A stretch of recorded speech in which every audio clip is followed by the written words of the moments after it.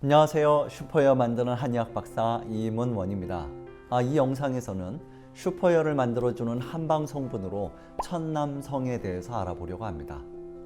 천남성은 저와 인연이 깊은 약재이기도 합니다. 여러분은 천남성이라는 이름을 들어보셨나요?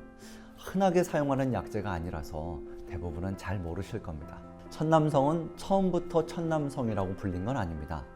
그 잎의 모양이 호랑이 발바닥과 비슷하다고 해서 호랑이호 손바닥 장자를 써서 호장이라고 불렀고, 그 꽃이 마치 뱀이 서 있는 것처럼 보인다고 해서 뱀사자, 머리두자, 풀초자를 써서 사두초라고도 했습니다. 그런데 이 식물의 뿌리를 약재로 사용하면서 천남성이라는 이름을 붙였는데요. 천남성은 남쪽 하늘에 떠 있는 별을 말합니다. 별빛이 유난히 밝아서 양기가 강한 별이라고 여겼는데요. 그런데 호장 또는 사두초가 음지에서 자라면서도 약효가 강하고 성질이 맹렬해서 양기가 강한 약초라고 판단했고, 마치 남쪽의 양기가 강한 별과 같다고 해서 약재 이름으로 천남성이라고 한 것이죠. 앞에서 천남성이 저와 인연이 깊다고 말씀드렸는데요. 제가 받은 발모촉진 조성물 특허가 바로 천남성 추출물입니다.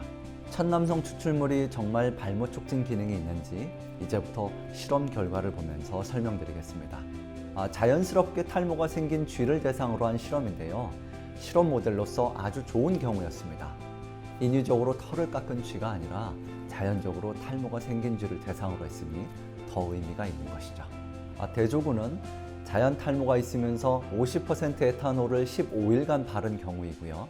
실험군은 자연 탈모가 있으면서 천남성 추출물은 15일간 발랐습니다. 그럼 사진으로 결과를 한번 보실까요?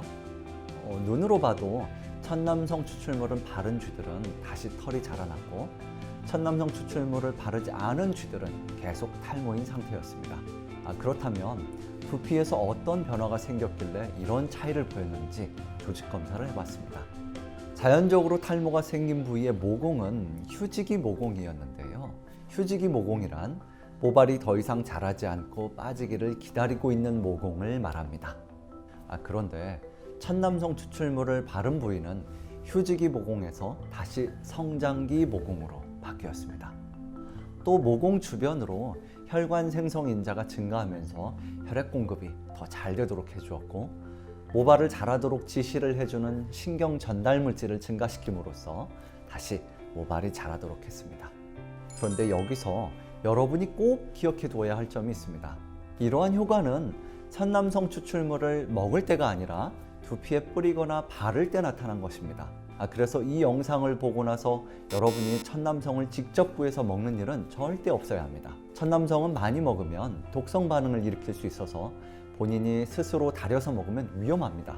또 두피에 뿌리거나 바르는 것도 한의사 등 전문가가 만든 치료제나 제품을 써야지 스스로 만들어서 사용하는 것도 추천하지 않습니다. 천남성은 오남용시에 문제가 될 수 있으므로 천남성이 이런 효과가 있구나 라는 정도로만 이해해 주시기 바랍니다.